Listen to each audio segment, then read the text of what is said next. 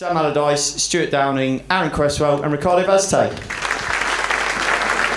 You've had a busy summer, 6 new signings. Was it always your intention to try and get our business done early this summer?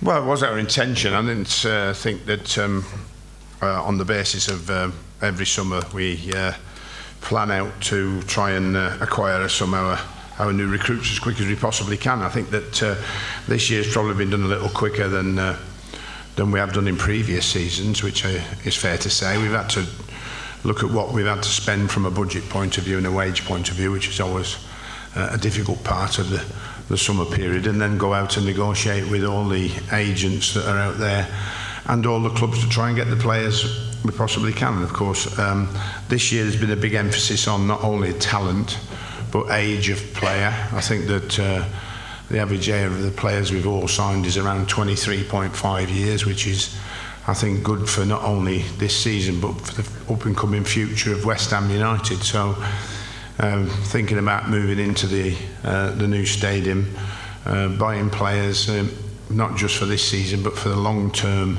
for the football club is very important, which means that hopefully we'll have a more successful career and the players will be here for a lot longer than some of the players have been here previously. We've got to talk about Saturday, of course. We ended last season's home campaign with a win against Tottenham. How confident you can make us very happy and make it 4 in a row?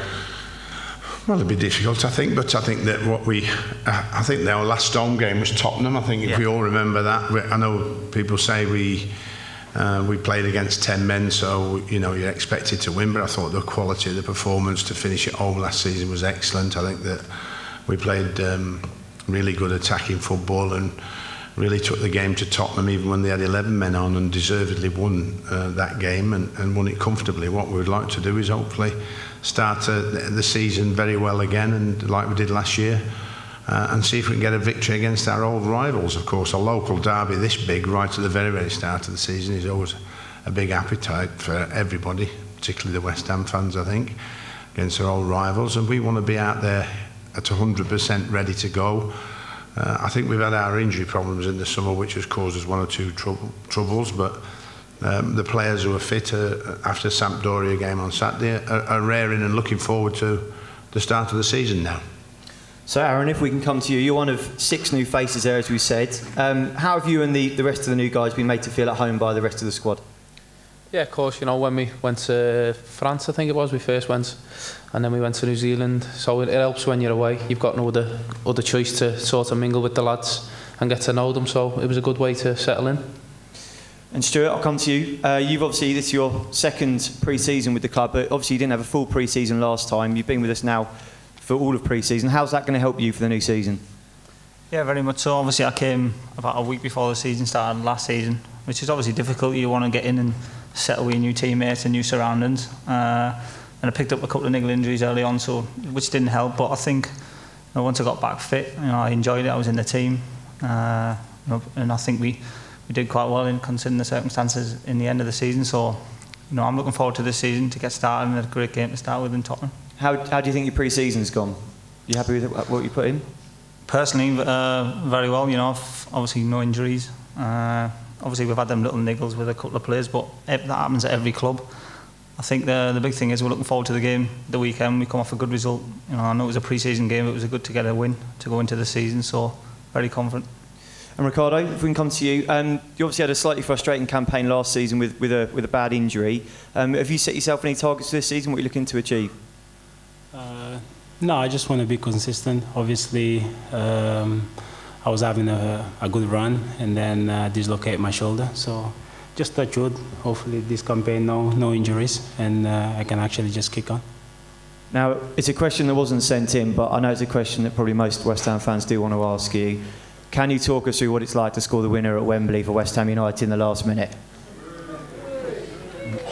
What's it feel like? Come on. All right, just one more time, yeah. No, it's the highlight of my career. Did he tell his laid back? No, like I said, it's the highlight of my career. I feel so blessed and so lucky to be the one to score that wonderful goal, and it means so much to me, and I'm sure it means a lot to you guys. And hopefully we can have many more memories like that in the future. I think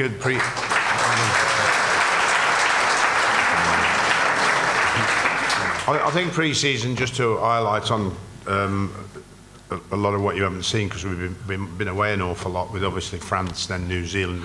We did pick up some injuries, but the thing about pre-season is we take a lot of the West Ham Academy boys with us who get the chance to train with the first team players on a regular basis, and I think that a lot of those players got a little taste of first team football for the first or second time since they've been here, and I think that for them it's been a great experience as well, and for us to see them and look at them, see how they're progressing is very important, because we're not finding as many out of the West Ham Academy as the club used to, so it'd be very important that this group of players that have come with us youngsters, and I think young Burke and Josh and Elliot Lee may hopefully have a big part to play this season in some of the games that they may actually come and play, because they've certainly done okay for us this season and this pre-season. So, you know, we've had not really an academy player establish himself since James Tompkins, of course, and Mark Noble. So this time round, hopefully we will see another youngster emerge from the West Ham Academy, and certainly this pre-season for them has been a great experience, and hopefully they will bring something to the first team squad this season. Okay, so we'll open to the floor now for questions. I was just asking how the summer games went and what did you learn from it, Sam? Well, I think that the results-wise didn't do so good. I think that, like I said, when we came back from France, everybody was looking fit, but when we travelled all the way to New Zealand, the players found it very difficult to get going. But I think that, like every pre-season, it's about getting ready for the start, getting ready for the 16th this year, and I don't get over concerned about the results. Actually, it's nice to win. It's nice to win the pre-season games, but it's more about the players, one, staying fit, and two, gaining 100% match fitness, and of course seeing your new players, settling your new players in is obviously a big one for us. And of course we haven't seen Enner Valencia yet because of the passport stroke work permit stroke in playing in the World Cup. So we're all looking forward to seeing him now emerge in the next week or two, along with the other new signings that we've got. So I think that from a transfer point of view, we're about probably another couple of players we probably can afford to bring in, and that has to be on the front line just to make us that little bit stronger and score more goals than we scored last year. That's the emphasis. And of course we're losing Andy. That has been disappointing, but we have to overcome that and make sure that we find the right person to come in and make the team successful right from the very start of the season. So out of the signings you've made in the summer, who do you expect to make the biggest impact this season? Because I'm here, yeah. If he hadn't been here, it wouldn't have been him. No, I expect all of them. All of them are. I think there's one young signing that we wouldn't expect to make a massive contribution. Hope he does, but is Diego Poyet. I think that he's been bought from Charlton to be one of our development players. In saying that, he has played in the first team on a couple of occasions and looked pretty comfortable, so hopefully he will emerge. But all the others I'm expecting to have a big influence on the team, because they've been bought to have just that.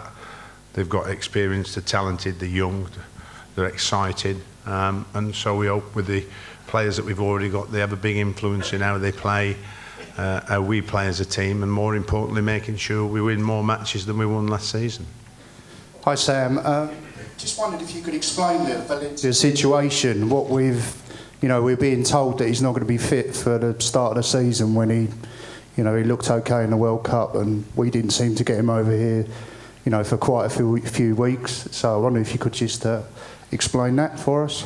Yeah, the big problem first and foremost was dealing in South America with a South American player, and dealing with the difficult political processes you have to go through to try and acquire how to sign this player, and who do you actually deal with to find out exactly what you need to pay for the player, whether the player wants to come. That was a pretty difficult task to begin with.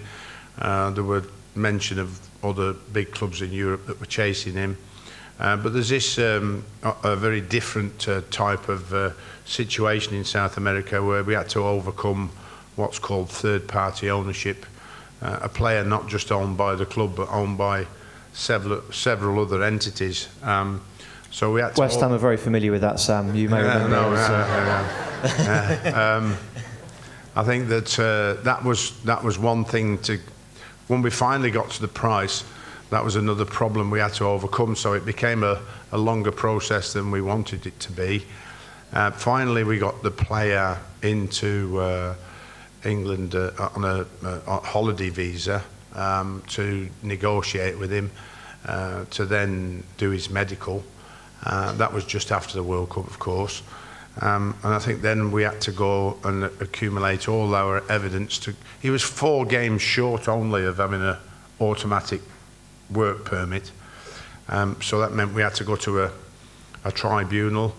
And the independent tribunal set up for what's called exceptional talent coming into the country and deserves obviously a work permit. So we had to wait for that process. We sat down at Wembley doing that process. Then once that had happened, he'd be out the country again, and then he had to fly to France. Then we had to fly out and meet him in France. We then had to get the work permit, show that we got the work permit, then he could fly in. And after that, he needed a holiday because he'd just played in the World Cup. So all that being taken into consideration took a considerable amount of time. He is back in full training now. He has arrived with his partner, which is obviously a very big move for them because they don't speak too much English.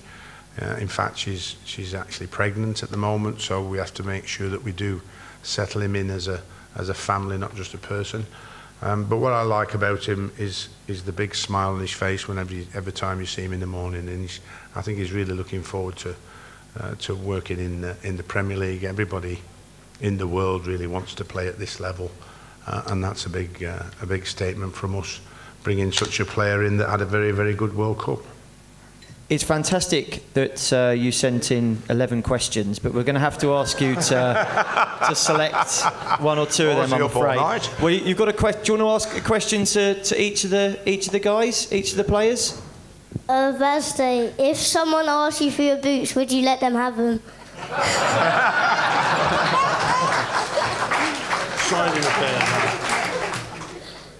Yeah, I gave many of my boots away. I always give my boots away, yeah. But that's the problem, and then I can't score, so. But yeah, I would give them away. Yeah. Downing, will you hope to create more set pieces for West Ham? Create more set pieces? Well, score more set pieces. Score more set pieces. Set pieces. I'd like to. Obviously, I got that free kick against Spurs. Another one of them at the weekend would be nice. Get a win. So that's the aim. Hopefully, I can get a few more this season. And that one for Aaron. Cresswell, is it better than your old club? Sorry, mate. What? Is it better than your old club? Is West Ham better than the old club? Yeah, of course it is. It's a lot better.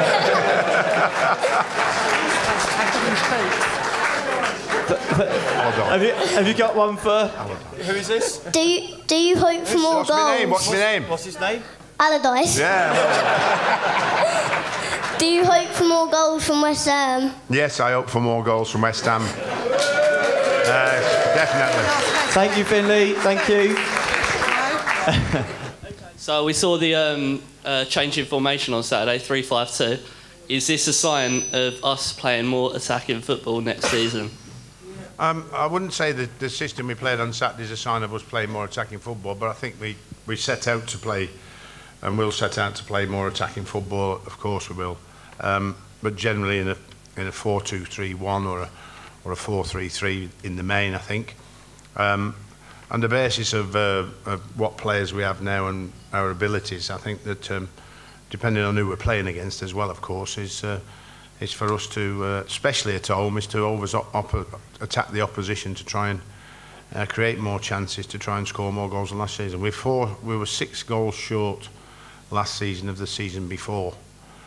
So it wasn't as big a number, I think, as everybody thought, but it was a big enough number for us to struggle on many occasions, particularly at home, when we had the vast amount of the play but never finished the opposition off. So the main entity for us this season, particularly at home, is to score more goals, create the chances we know we can create, but make sure that we are ruthless in front of goal. And like I said, home we're with Enner and Valencia and maybe somebody else on the front line, and then when Andy gets fit and Carlton Cole and the rest of the team have a responsibility to score more than they scored last year.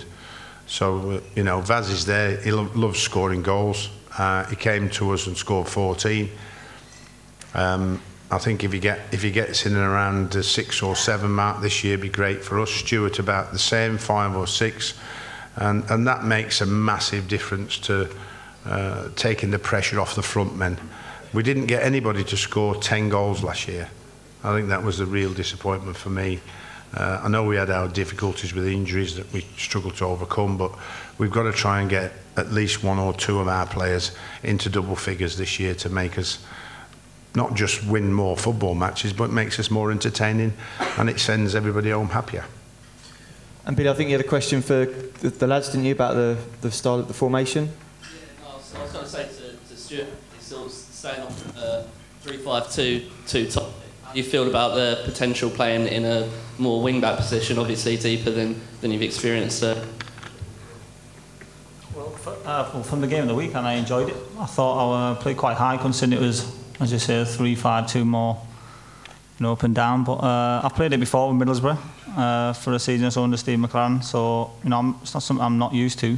But I just think that the main thing is, you know, we play well and get results. It doesn't matter really what system we play, if it's 4-3-3 or 3-5-2. I think the big thing, probably for you as fans as well, is it's all about results and getting wins. Compared to last season, the teams that finished around us, how do you think we've prepared for this coming season in terms of friendlies and signings, and where can you sort of expect us to finish in the league? Do you want to, Vaz? You can go first. There you go. I think we have a good squad. I think we prepared well. The science behind it and the technology they put into it, the effort, I think we cannot give that as an excuse. We have a great facility at Shadow Leaf. So yeah. So basically, we have everything set up. So we have no excuse. I think we have a great squad. Last season, obviously, we fall short of the target. I think for West Ham United, for the size of the club, we should always finish top 10, and that's my belief and that's my view. So I think top 10 comfortably. Yeah. Stuart? I agree with Baz. I think obviously with the quality we have, it certainly should be in the top 10. Even if you look at last season, considering the injuries we had and suspensions, you know, we were still only a couple of points off, you know, maybe getting to that top 10. We went far off, so you know, we've certainly got the quality and we've added more to the squad. So the competition for places has gone up. There's a lot more for the manager to choose from, which is obviously difficult for him last year because we were just about getting a squad together with all the injuries. So, like you say, I think the aim has got to be top 10. If not, we can push on even further.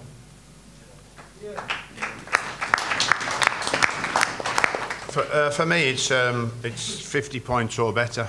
And if you want to really put it into perspective, I think that with 46 the first year, that got us to 10th. But on the average, looking over the last 5 or 6 years, which is what our analysis lads do, 50 points is going to get you into a top 10 or better finish. So that would probably be our ultimate aim, to say to the lads, well, let's try and hit that mark, which will be our best achievement in the Premier League in our 3rd season. And sort of stats tell us that it should be more comfortable. We shouldn't, as long as we don't get too many injuries again, like I said, it should be easier for the lads now to accomplish that by the experience that they've gained over the last 2 seasons. They've experienced the highs and they've experienced the lows, particularly last season, and they don't want to feel the lows, they just want to feel the highs like we all do. That's why we enjoy the game so much. We all want to go home at weekend having enjoyed what we've done, and hopefully this year they can make everybody and themselves more happier than they did last season. But 50 points would be the target, and that would mean that we need to score around 50 goals as well. And if we're going to achieve that, and I think that if we can do the number of clean sheets we did last year, then we'd find ourselves in top 8, 9, or even better if we scored 50 goals. So that's the target for the lads to set. And I'd like another cup run. I know our cup run got slightly squashed last year by the Manchester City game when we were right in the middle of our worst injury crisis. But we did get to a semi-final. We did play the best team in form in the semi-final, the best team in the Premier League because they won the league, spent more money than anybody else. And I think that it got frowned upon what we achieved last year, getting to the semi-final. I thought it was a fantastic achievement by the players, particularly that win at Spurs again, stuffing it up them. So hopefully we can have another good cup run again. Would you agree, Aaron?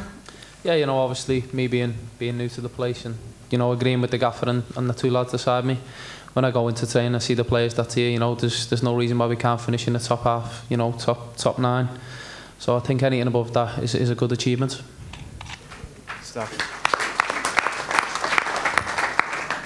Is European football the ambition for when we move into the Olympic Stadium?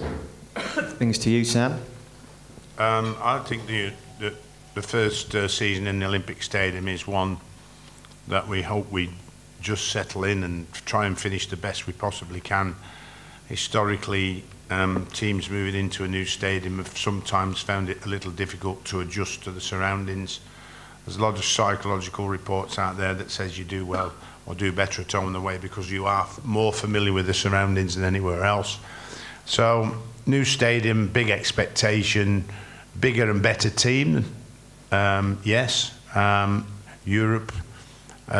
If it continues to grow as we have done over the last 2 seasons, going down to 3rd, I can't see why we sort of become a little bit more like an Everton, where we've grown steadily, we've spent wisely every year, we've got the squad to get stronger and better year in and year out. So by the time that comes round, that's year 5 in the Premier League, isn't it? Year 5. Yep. And we should be established, we should be top half, we should think maybe cup final or, like you said, sneaking into Europe. But that does obviously depend on how heavy all the other big boys particularly spend their money.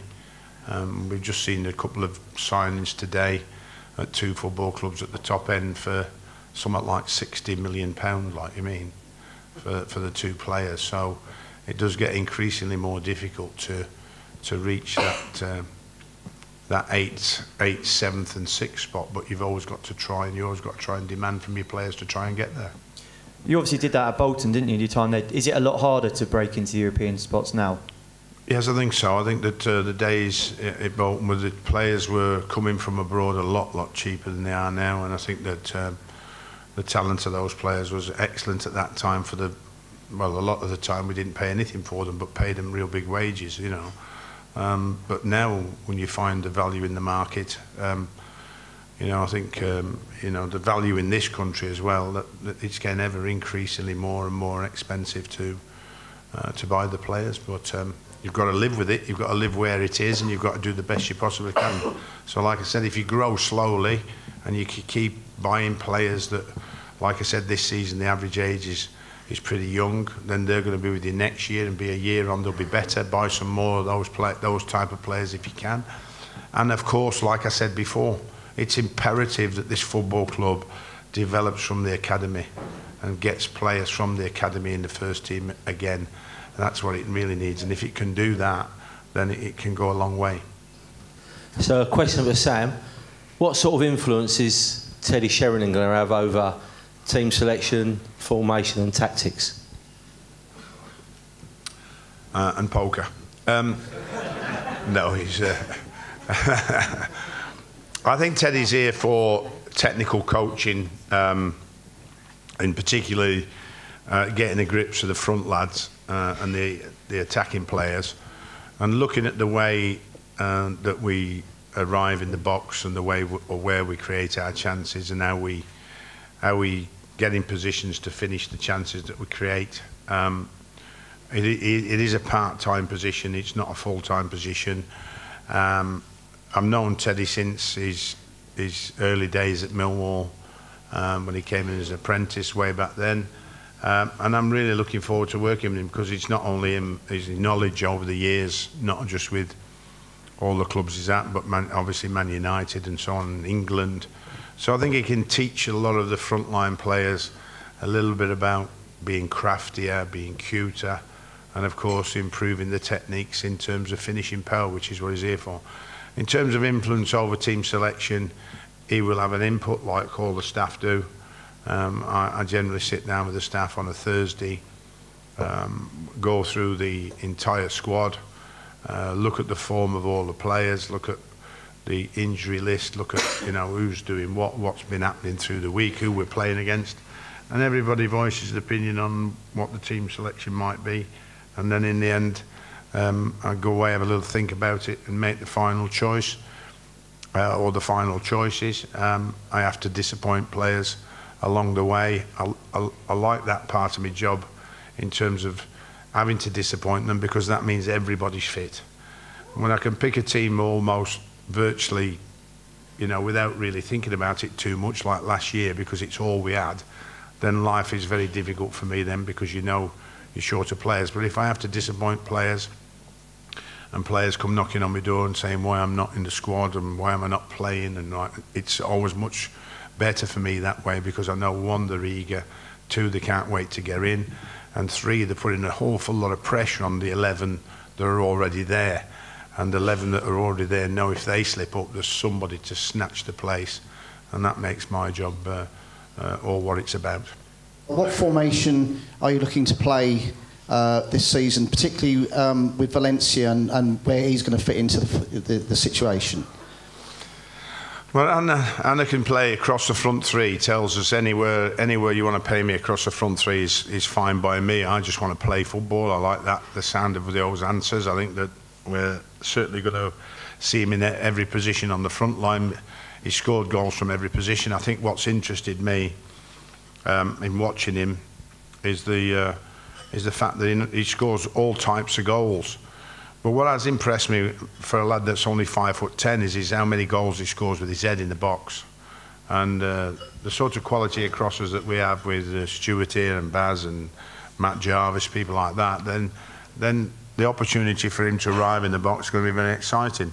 I think when Andy's back, he might play with Andy, might play off Andy, might play in a wider position. I think that Maro's got a lot to contribute this year. He's a different type of player that we've brought into the club, that plays in the hole, as it were, plays off the front man, drops deep, picks the ball up, got good ability. I think that gives us an alternative, not to always play the same way, but perhaps at home. So that front line, and if we add one more to that, like I said, then I think we've got enough firepower to score more goals. And then the service from the players behind is a critical mass in terms of winning possession, playing the right balls, getting in the right areas, and causing teams the problems we need to cause them. But this is the best league in the world, and some of the best players are playing here, and that's why we're all here, and that's why we're all excited about the start of this season. And I'm really excited about the start of this season with the new players we've acquired, and I hope they make a big impact. Can you perhaps talk about the scouting network that's been operating perhaps over the last 6 months in terms of how you've identified these players, Sam?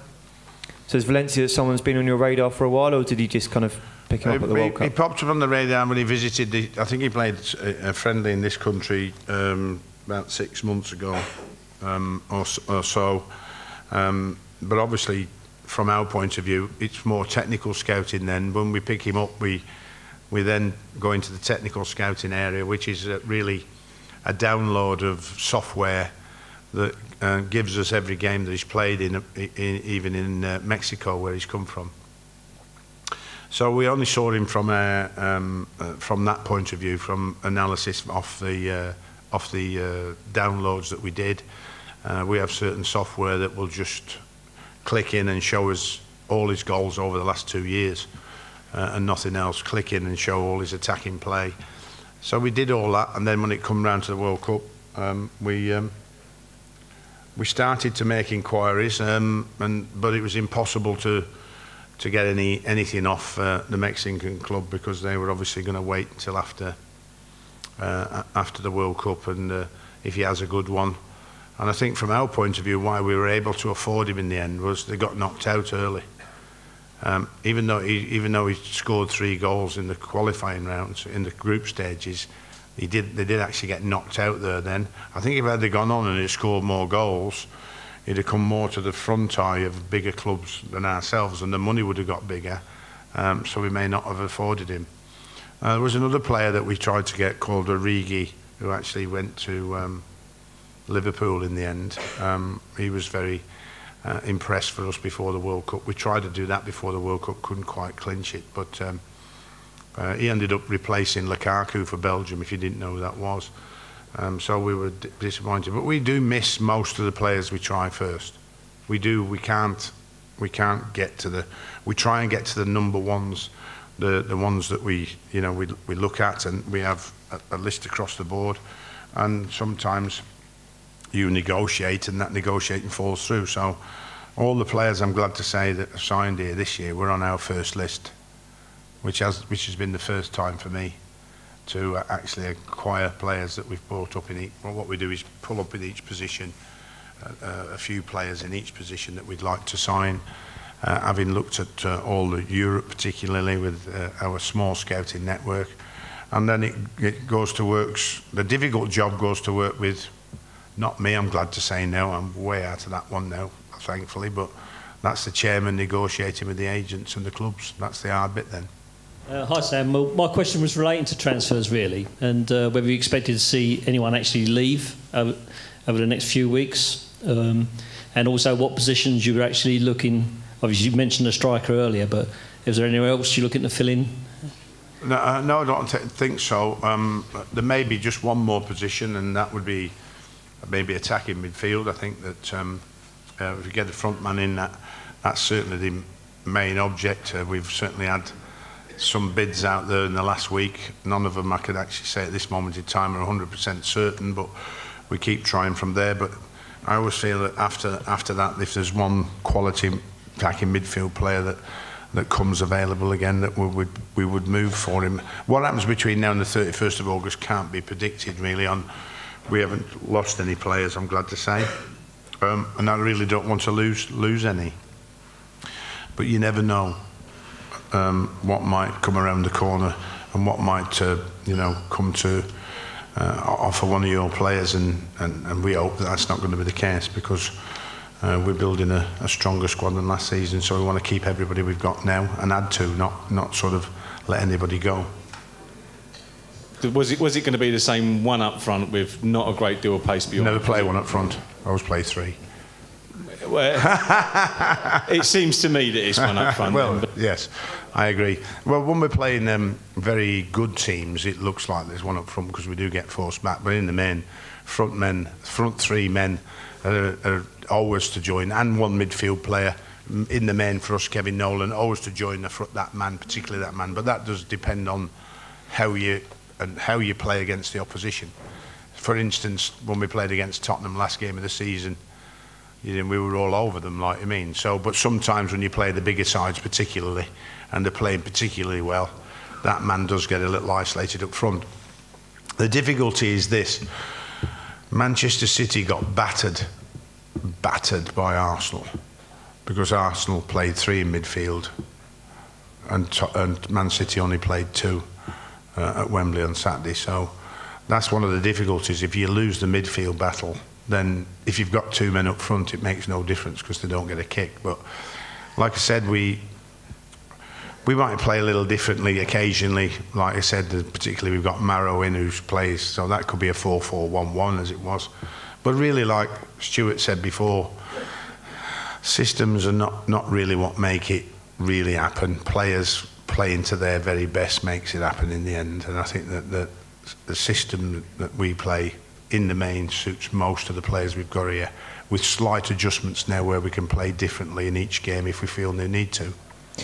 Well, Stuart and Ricardo, perhaps we can come to you, because obviously you play in the advanced positions in the team, don't you? I mean, how do you see your role in the team? Are you there primarily to set other people up? Do you want to score goals yourself? Obviously, Sam was talking earlier about you being tasked with scoring more goals this season. Is that something you're going to try and do? Well, I think every year you set your targets higher. You know, you always want to strive to do better. Obviously, me personally, I like to get more goals. And obviously, our job in the team is obviously to get forward, to get in the box if it's, you know, the ball's on the other side, to help the front man for service, and also help your full back. You know, times you can be under pressure, especially like the man just is against the big teams, and you have to double up and help your full back because you don't want to leave him isolated. So it's obviously a difficult job. You've got to be up and down, you've got to be fit, but it's obviously enjoyable. And I think, like the man just says, if we'd all love to play like we did against Spurs the last game of the season, but sometimes that doesn't happen. You have to, you know, go the other way and do your defending bit as well. So, and I guess that's what the role is for the wide players. That's my view on it. Ricardo? Well, what he said. Were you asleep then? No, I think, look, we all, as a forward, we all want to score goals, set up. We get the same kind of joy out of it. We want the team to win, obviously be part of that. But it's not always going to happen. Sometimes it's like playing cat and mouse. Sometimes the other team's going to come out better, out of block, and they'll be attacking more, and you just have to defend. So I think it's hard for the fans to sit there and just see their team, you know, defending. But we have to do it. We have to. I mean, the manager, the players, we all want to attack. We all want to score goals and play pretty football. But sometimes we just can't. So in those crucial times, we need to sit back. We need to, you know, stay together. And then when we actually have a breather, we have more control of the game, and then we can, you know, produce what we obviously practice so much in the training ground. But yeah, sometimes the striker get isolated. It's just part of the game. You guys have to see that, and you have to accept that. It can't always be pretty, but obviously when we can, we make it pretty for you guys. And Aaron, obviously you probably won't be playing as a forward this season, but for those fans out here that haven't seen you play yet, a lot of the reports come from Ipswich. You're a fullback who likes to get forward. Is that a big part of your game? Yeah, you know, I think the modern day fullback is more of attacking at times. So, you know, as I say, I like to get forward and try and get some balls in the box and service for either Stewie or Vaz or any of the forward players that's out there. So, you know, as I say, I'll just take each game as it comes and hopefully progress well this year.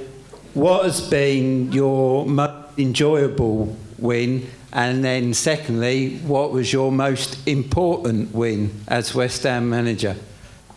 I think my most enjoyable win was having no striker available and going to Tottenham and winning 3-0. I think